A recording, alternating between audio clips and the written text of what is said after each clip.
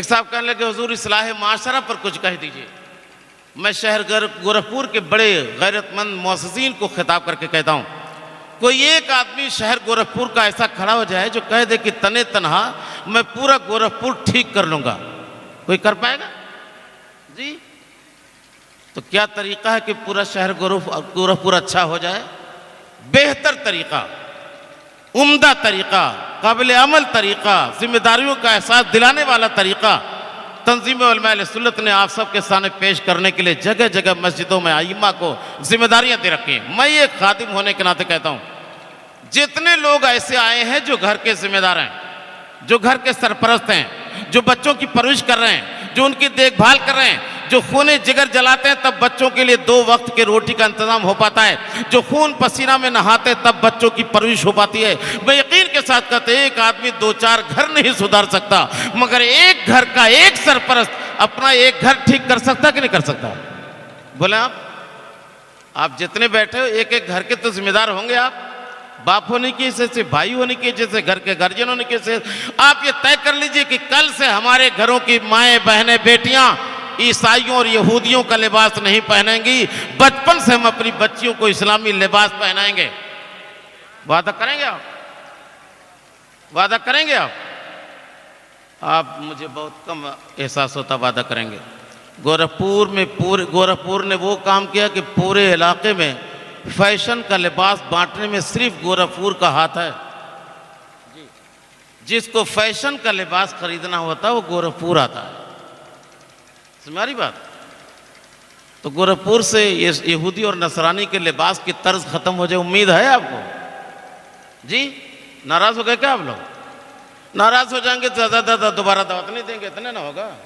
आप मुझको मेरे घर से थोड़ी निकाल देंगे, तुम्हारी बात। मगर कहूँगा वही, मैं चापलूसी का मिजाज नहीं रखता। आप सबसे गुजारिश करता हूँ कि अगर दीन का दर्द रखते हैं और हज़रत सैयदना मुबारक खां शहीद अलैहिर्रहमतुर्रिज़वान की उर्स के फैज़ व बरक़ात को लेकर घर जाना चाहते हैं तो ये वादा करके उठिए कि बचपन ही से अब हमारे घरों की बच्चियां बेटियां इस्लामी लिबास पहनेंगी। इस्लामी लिबास जीन्स पैंट और टी शर्ट नहीं है, इस्लामी लिबास सलवार और कमीज है। ओढ़नी उनके चेहरे उनके सर को ढांकने के लिए काफ़ी है। आप यकीन कर लो, हमारे घरों की माओ बहनों ने जो तमाशा कर रखा है, 75% अब घर का गार्जियन कपड़े खरीदने नहीं जाता। मैंने एक आदमी से पूछा, क्यों नहीं जाते आप जब घर के जिम्मेदार हैं? कहने लगे हजरत कितना कपड़ा लेके आऊँ, औरतों को पसंद नहीं है। तो मैंने कहा इसका मतलब ये हुआ कि आप इसलिए औरतों को भेजते हैं कि हम कितना पसंद करवाने लाएंगे, आप घर के गार्जियन बनने के लायक नहीं है आप। क्यों? मैंने कहा घर के गार्जियन बनकर ऐसी डीलिंग कीजिए कि जो पसंद करके लाइए, घर के सारे बच्चे उसी को पसंद कर लें, तब आप सच्चे गार्जियन हैं। अगर आपकी पसंद को भी आपके बच्चे नहीं पसंद कर पाते, बीवी नहीं पसंद कर पाती, बेटियां नहीं पसंद कर पाती, बहनें नहीं पसंद कर पाती, तो कमी उन बहनों बेटियों की नहीं है, कमी आप जैसे सरपरस्त की है कि अपने को मनवा ही नहीं पा रहे हैं। मैं भी घर का जिम्मेदार हूं, ऐसा नहीं कि मैं ना मर्द हूं, मेरे पास भी बेटी है, मेरे पास 7 बच्चे हैं, मेरे पास भी बीवी है। समझ आ रही बात? अल्हम्दुलिल्लाह मेरा मेन मार्केट में घर है, मगर आज तक मेरी माँ 80 साल की होकर विसाल कर गई, मगर बाजार की गली नहीं देखा। मेरी बीवी है, बहन है, बेटी है, आज तक ऐसा हुआ ही नहीं कि जो कपड़ा खरीद करके मैं लाके दे दूं किसी ने कह दिया कि पसंद नहीं है।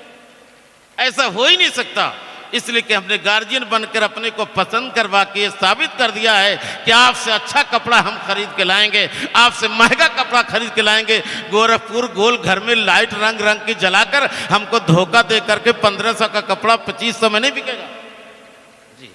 होता तो ये ना, औरतों को चमक दमक पसंद है, 1500 का सूट है, उसी रंग का कलर का बल्ब जल जाएगा, 2500 में बिकेगा। और मैं तो समझता गोरखपुर की मार्केट में हम सीधे साधे लोग मार्केट कर ही नहीं पाएंगे। अभी हमारे एक दोस्त थे, लेके आए थे मुझे गाड़ी में गोलघर में, उनकी बच्ची की शादी थी तो 2 सूट लेना था। दुकान वाले ने कहा 22,000। जाहिर सी बात, मैं गरीब आदमी इतना महंगा सूट नहीं खरीद सकता था। मैं 22,000 सुनकर खामोश हो गया। थोड़ी देर तक बातचीत चलती रही, होते होते वो 29,000 पर सूट तैयार हुआ। तब तक हमारे बगल से हमारे मुन्ना भाई साहब की तरह एक बड़े होशियार कारी साहब बैठे थे। कहने लगे सेम टू सेम, यही कलर, यही मॉडल, यही रंग, यही फूल। बगल की दुकान से मैं 10,000 में ले गया हूं 2 सूट। जब उन्होंने 10,000 का, मैं सोचने लगा कोई सवाल ही नहीं है, 19,000 10,000 हो जाएगा। कहा देना हो तो 10 में दीजिए वरना हम जा रहे हैं बाहर गोरखपुर। जैसे हम लोग खड़े हुए मालिक के दुकान कहते बैठिए ले लीजिए, क्या करें। आप बताइए 10,000 में भी तो बेचने वाले का नफा होगा। भाई गोरखपुर वाले नाराज ना होइएगा, वरना डर लगता है कि कहीं स्ट्राइक ना हो जाए कि आइंदा इसको आने ही ना दो, है ना। मेरी गुजारिश अजीजो, 5,000 के सूट में भी जिस्म छप छुप जाएगा। पैसा बचा के किसी कीमती जगह पे इस्तेमाल करो यार। आप लोग 10,000 20,000 के पटाखे फोड़ते हो, मगर गोरखपुर वालों को देखकर उस वक्त कलेजा फटता है जब हमारी तंजीम के सदर होने के हैसियत से मौक़र आलिम दीन हज़रत अल्लामा रियाज़ुद्दीन साहब खुतबा निकाह पढ़कर इजाब कबूल करा दे तो 700 रुपया निकलता है। जिस शादी में 20,000 का पटाखा फूटा है, मैं कहता शादी वालों को डूब के मर जाना चाहिए। ज़रा सा निकाह गलत पढ़ दिया जाता तो पूरी नस्ल हरामी पैदा होती कि नहीं होती? बोलो आप। मैं ज़रा जुमले कड़े बोल रहा हूँ, मगर निकाह गलत हो जाता, शादी सही ना होती तो बच्चे हरामी पैदा होते कि नहीं होते? बोले आप। नारे तकबीर, नारे रिसालत। हज़रत अल्लामा मुफ्ती खुर्शीद अहमद साहब क़िबला मिसबाही, अरे भाई हम ही लोगों ने इनको अपने शहर का काजी बनाया, तो नारा हम नहीं लगाएंगे तो आप कहाँ लगाएंगे? आइए तशलाएँ इनको, हालांकि पहले आ जाना चाहिए था, मगर बड़ा ताज़िया बाद में आता है। देखिए आप मुहर्रम के जुलूस में। आइए तशलाएँ तशलाएँ।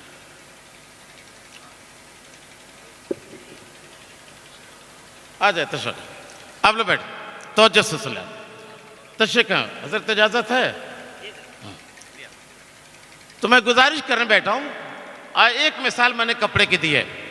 आप अपने घर की सुबह से लेकर शाम तक, शाम से लेकर सुबह तक सारे आदात व अतवार का मुताला कर लीजिए।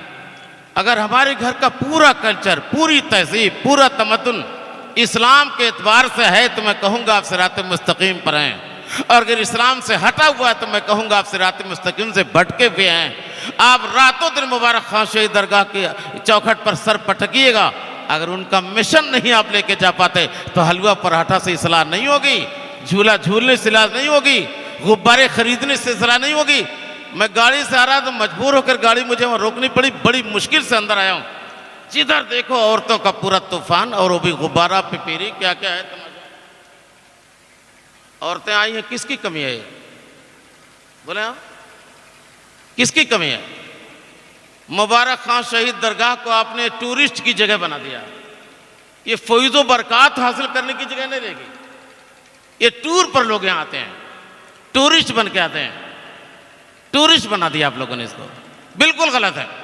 मैं गुजारिश करूंगा, अगर दिल में जरा भी इस्लाम का दर्द है, ईमान का करोड़वां हिस्सा भी मौजूद है, और साहिब उर्स के फैज़ बरक़ात से माला माल होना चाहते हैं, तो हुजूर मुबारक खां शहीद अलैहिर्रहमत रिज़वान के मिशन पर चलकर दीनी जज्बात लेकर के उठिए, मर मिटने का जज्बा लेकर उठिए। हम रहेंगे, दीन रहेगा तब हम रहेंगे, दीन न रहे हम रहकर कुछ नहीं कर सकते। इन सारे जज्बात से सरसार हुई। नामों से रिसालत ही हमारी जिंदगी के तहफ़्फ़ुज़ का सबसे बड़ा सरमाया है, यही सबसे बड़ी दौलत है। जिस कदर नबी से लगाव बढ़ता जाएगा, इश्क़ रसूल के सांचे में आपका सीना मोहब्बत का मदीना बनता जाएगा। मेरे ख्याल से उसी एतबार से आपको अपने घरों की इस्लाह के जज्बात मिलते जाएंगे। आइए एक हवाला देता हूं। नबी पाक सल्लल्लाहु अलैहि वसल्लम का ज़ाहिरी ज़माना था। उनके ज़माने में भी एक दरीदा दहन कज़्ज़ाब नबूवत का दावेदार हो गया। मैं बात इसलिए कह रहा हूं कि कल एक साहब मुझसे कहने लगे, मौलाना अगर गलत होते तो मानने वाले ज़्यादा होते। मैंने कहा यार, मानने वालों की बुनियाद पर कभी गलत और हक का फैसला होता ही नहीं। हक और गलत का फैसला नज़रियात की बुनियाद पर होता है, मुतक़दात की बुनियाद पर होता है, एतक़ादियात की बुनियाद पर होता है। इसलिए कि अगर गलत और हक, गलत का फैसला इस तादाद मानने वालों पर होता, मुसैलमा कज़्ज़ाब ये पहला शख्स है पूरी दुनिया का जिसने सबसे पहले अपने के नबी होने का दावा किया।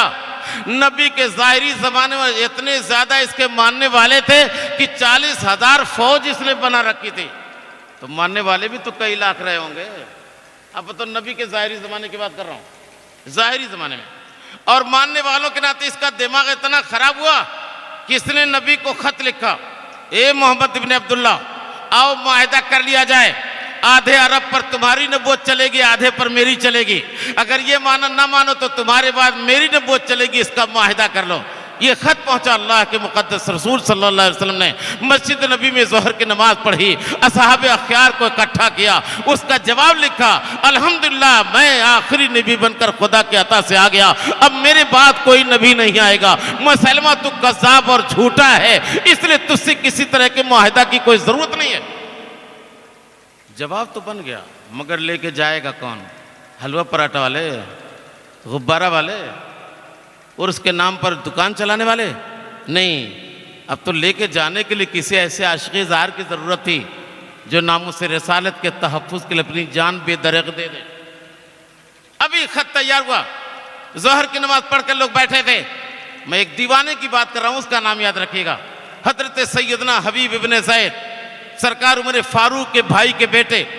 12 बच्चे थे इनके पास, मजदूर पेशा थे, टोकरी में खजूर रखकर मदीना की गलियों में बेचते थे। नमाज का वक्त हो जाता, टोकरी किनारे रख करके मस्जिद में चले जाते। आज नमाज के बाद नबी ने मजमा लगाया तो टोकरी रखकर सामने बैठ गए। शिद्दत भूख की बुनियाद पर आका के कलमात भी सुनते जा रहे हैं और 2-2 खजूर निकाल के खाते भी जा रहे हैं। इतने में खत तैयार हो गया। नबी फरमाते कौन है? जबकि आका चाहते तो किसी का नाम लेके कह देते तुम चले जाओ। फरमाते कौन है जो खत लेके जाए?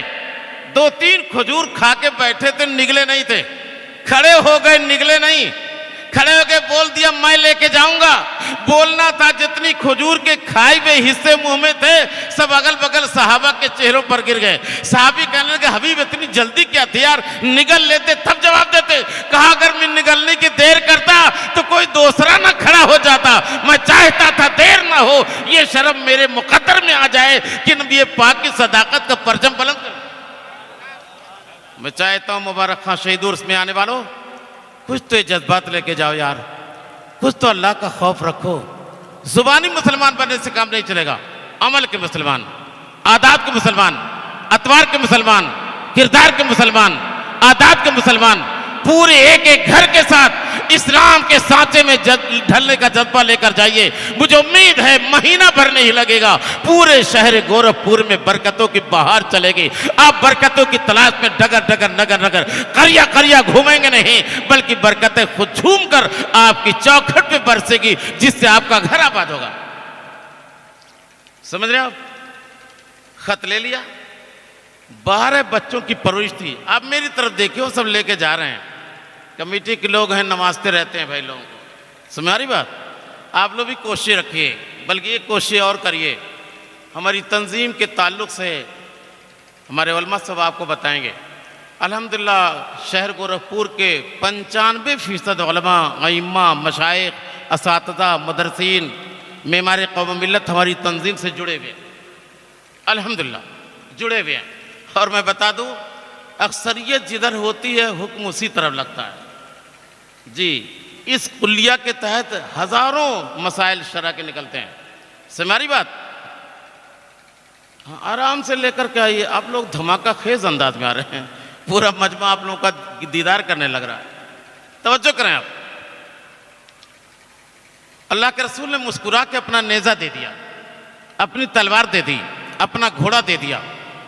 60 साल से ज्यादा उम्र थी, मगर जब ये सब पा गए और लेकर के अस्सलाम वालेकुम, आइए तशरीफ लाएं, आप तशरीफ लाएं।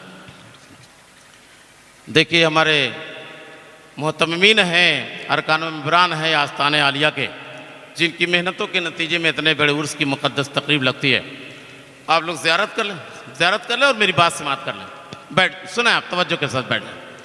तो मैं अर्ज़ कर रहा था कि जब बाहर निकले तो 25 साल के कड़ियल जवान की तरह झूमते हुए, अब्दुल्ला इब्न अब्बास का एक बयान मैंने पढ़ा, फरमाते जब सहाबा ने देखा पीछे से चलता तो कहने लगे यार इस बूढ़े को जवानी का रंग आ गया।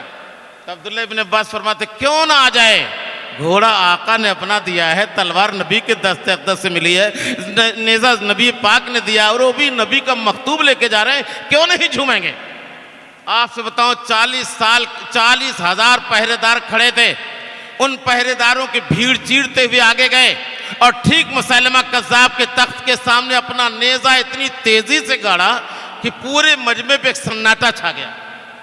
पूछे कौन हो? कहा मैं अपने महबूब का दीवाना हूं। क्या क्यों आए? बल्कि मैंने पढ़ा है कि मुसलमा कज़्ज़ाब ने पूछा तुम्हें इतनी बड़ी भीड़ मेरे पहरेदारों की देखकर डर नहीं लगा? कहा डर पूछते हो?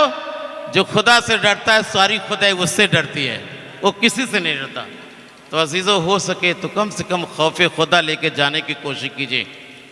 और ये बहरहाल सोचिए कि मरना है, मरना है कि नहीं मरना है?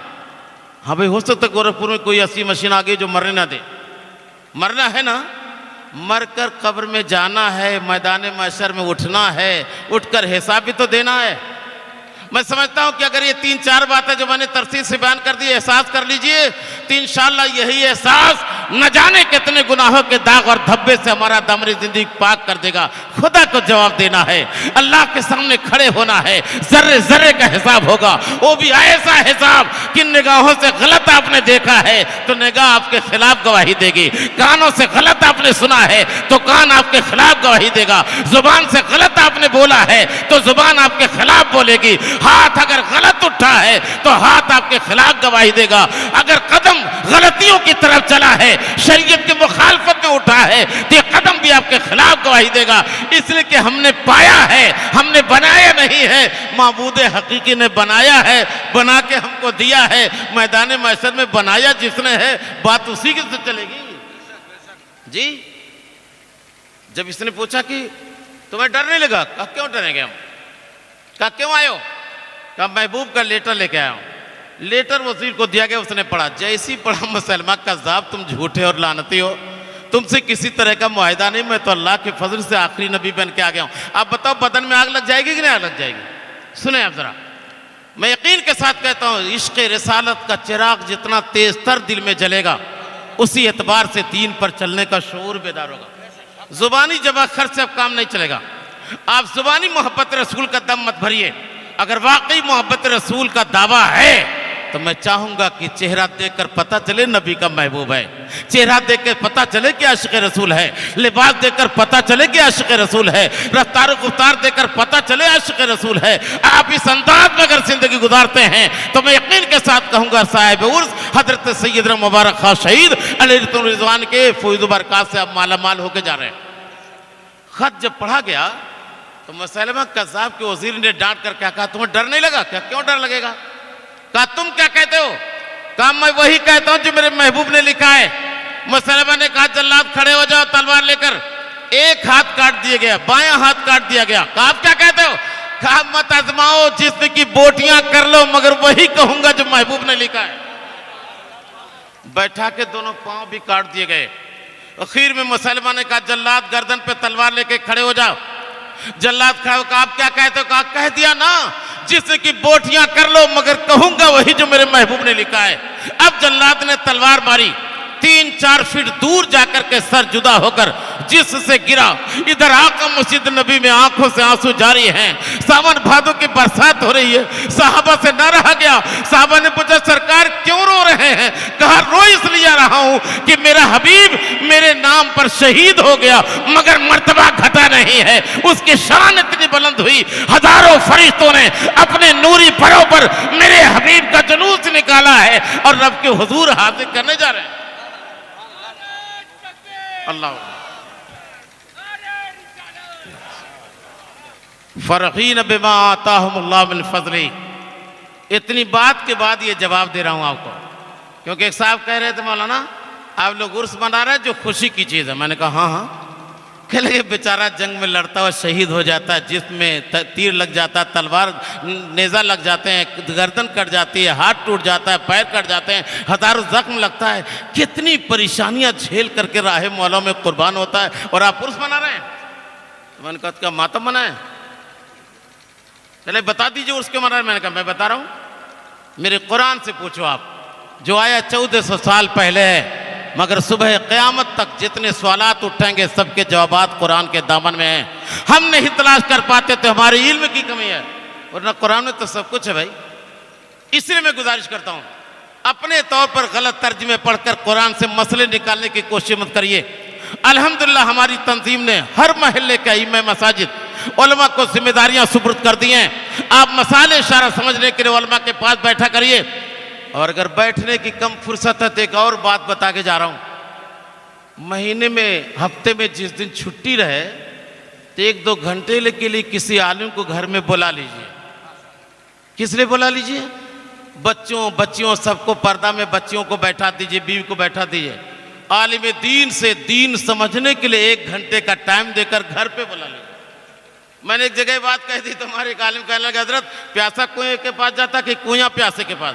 मैंने कहा वाटर सप्लाई का जमाना, अब जहां लोग रहते हैं वहीं पाइप लेकर आ जाते हैं जी। इस वाटर सप्लाई के ज़माने में उलमा बहरहाल आपके घर पहुंच जाएंगे।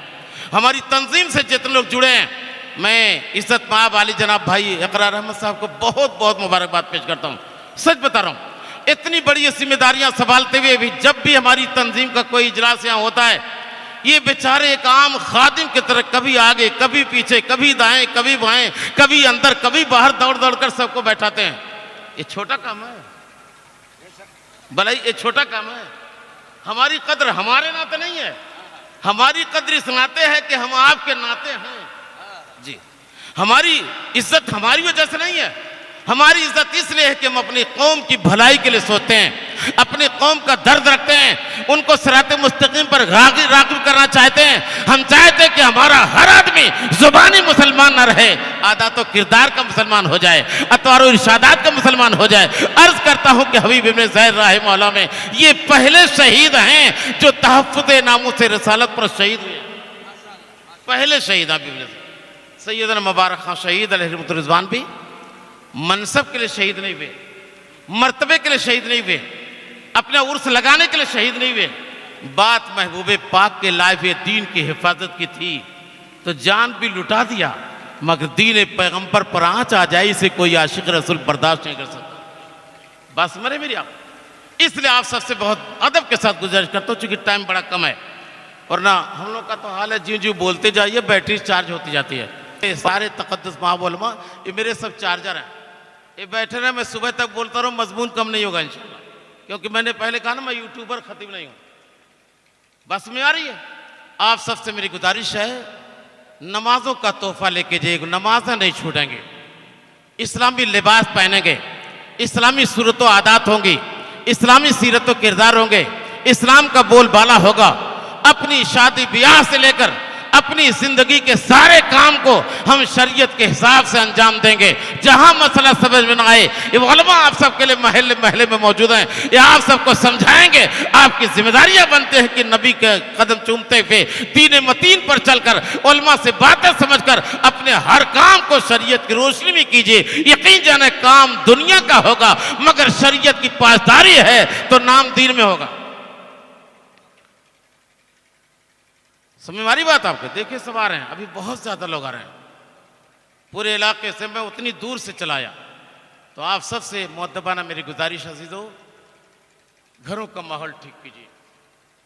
एक बात चलते चलते कह दो, तालीम के ताल्लुक से हमारा एक बड़ा मुश्किल मसला है बेटियों और बच्चियों के पढ़ाने का। मैं इसके लिए गुजारिश कर रहा हूं, खबरदार खबरदार, जब तक बेटियों की शादियां ना हो जाएं किसी बेटी के हाथ में मोबाइल मत दीजिए। नाराज हो गए आप लोग? हम लोग तो इतने बड़े वीआईपी हैं कि अगर घर में 10 लोग हैं तो 10 मोबाइल, और 300-300 रुपया चार्ज का मान लीजिए, तो 10 मोबाइल का 300-300 रुपये के द्वारा से महीने में कितना हुआ जी? जी मुझे जरा हिसाब कम आता। हाँ 10 मोबाइल का 300 के 3.5 का, मैं समझ रहा था मुझे ही हिसाब कम है, मगर मेरे साथ में भी गोरखपुर में लोग हैं। 3000 हो गया, 10-30 है। हाँ? अच्छा आप लोगों ने रिचार्ज बढ़ा दिया, मुझे मालूम नहीं था अभी। 3000 हो गया महीने में। सिर्फ मोबाइल पर 3000 खर्च करने वालों को अगर हमारे मोहल्ले की मस्जिद का इमाम कह दे कि 200 रुपया आप महीने में मस्जिद में जमा कीजिए, आपके पैसों से उन बच्चों को जो मॉन्टेसरी में पढ़ते हैं, जो कॉन्वेंट में पढ़ते हैं, जो पब्लिक एकेडमी में पढ़ते हैं, सुबह शाम 1-1 घंटा हम उनका कुरान सही कर देंगे, उनको इस्लामी पैगाम बता देंगे, दीन पर चलने का ढंग सिखा देंगे, तो क्या इसके लिए 200 रुपया महीना नहीं निकल सकता? नहीं निकलेगा, नहीं निकलेगा ना। आप 200 रुपये का गुब्बारा आज खरीद लेंगे, आजकल परसों 3 दिन से मेरे ख्याल से कई सौ के गुब्बारे हो जाएंगे। यही हमारी सुन्नी जमात का सबसे बड़ा अलमिया है। हम पैसे तो खर्च करते हैं, मगर जहां करना चाहिए वहां नहीं करते। जहाँ नहीं करना चाहिए वहाँ करते हैं, जिसके नाते साल बसाल उर्स होता जा रहा है, मगर इस उर्स पर खुसूसियत के साथ आपका कोई अमल नजर नहीं आता। आज खुसूसियत में कहने आया हूँ, हमारी कमेटी के सारे मेंबरान उर्स की मुकद्दस तकरीर लगाकर आप सबके घरों में फैजान उर्स पेश करने की कोशिश कर रहे हैं, मगर फैजान का मतलब चादर चढ़ा लेना नहीं है, गले में 100 रुपया डाल लेना नहीं है, 50 रुपये का खुरमा खरीद कर फातिहा कर लेना नहीं है, बल्कि उर्स का सबसे बड़ा फैजान है कि साहिब उर्स के मिशन को आगे बढ़ाने के लिए नमाजी बनिए, दीन के गाजी बनिए, हुर्मतों के पासबान बनिए, आबरूओं के मुहाफिज बनिए, इज्जतों के निगहबान बनिए, खुद दीनदार बनिए, अपने घरों को भी दीन के सांचे में ढालिए, अपनी माँ बहनों को भी दीनदार बनाइए, ताकि बहनों का कदम घर पे बावकार रहकर माँ बाप की इज्जतों की हिफाजत कर सके, और बाप अपना फर्ज पिदरी अदा करता हुआ जब किसी शौहर के हवाले करे तो हमारी बेटियों की बरकतें शौहरों के घरों को भी मुबारक बना दे। ऐसी बेटियां चाहिए। चलते चलते आखिरी जुमला, बेटियां ऐसी चाहिए कि अगर माँ गलती कर ले तो बेटी तंबीह कर दे। मुझे याद आता उमर फारूक रात में गश्त कर रहे थे, रात में गश्त करते थे। अब कोई जिम्मेदार रात में घूमता है, देखा कोई परेशान हाल है, फुर्सत किसको है यार, एसी लगा के अपना आराम से खर्राटे ले रहे हैं, बगल में भूखे कोई मर रहा, खैरियत पूछने की फुर्सत नहीं है। सारी बात, मगर मैं उस हाकिम वक्त की बात कर रहा हूं, उस हुक्मरान की बात कर रहा हूं जिसके बारे में 1400 साल गुजर जाने के बाद भी अभी बर्तानिया के एक रिसर्च स्कॉलर ने इस्लामी हुक्मरान और खुलफा पर रिसर्च किया है, और रिसर्च करके उसने लिखा है इस्लाम में अगर एक उम्र फारूक हो जाता तो पूरी दुनिया में इस्लाम को फैलने से कोई रोक नहीं पाता। जा रहे थे, वो दूध बेचने वालों का घर था, माँ ने कहा बेटा दूध में पानी मिला दो, बीवी ने बच्चे ने कहा वालदा सुना नहीं है आपने, उमर फारूक ने ऐलान फरमाया कि जिसने दूध में पानी मिला दिया उसको छोड़ा नहीं जाएगा। तुम्हारी बात, उसको छोड़ा नहीं जाएगा। माँ ने कहा उमर फारूक कहाँ घर में देखने आ रहे हैं, लाखों सलाम उस बेटी पर। मैं चाहता हूँ ऐसी बेटियां हमारे घरों में हो, ऐसी बच्चियां हमारे घरों में हो, ऐसी बहनें हमारे घरों में हो, ऐसी माएँ हमारे घर में हो। जैसी माँ ने कहा उमर फारूक घर में देखने आ रहे हैं, बेटी कहते उमर नहीं देख रहे हैं, मगर उमर का रब तो देख रहा है। अरे यार आप लोग कुछ बोल ही नहीं पा रहे, मेरे ख्याल से शायरों के इंतजार में है क्या आप लोग? हाँ, हम लोग बड़ा सूखी बात न कर रहे भाई, शायरों के इंतजार में। उसने कहा उमर फारूक नहीं देख रहे हैं, मगर उमर का रब देख रहा है, और ये तस्वुर जितना तेज तर होगा तन्हाइयों में भी आप गुनाहों से बचेगा।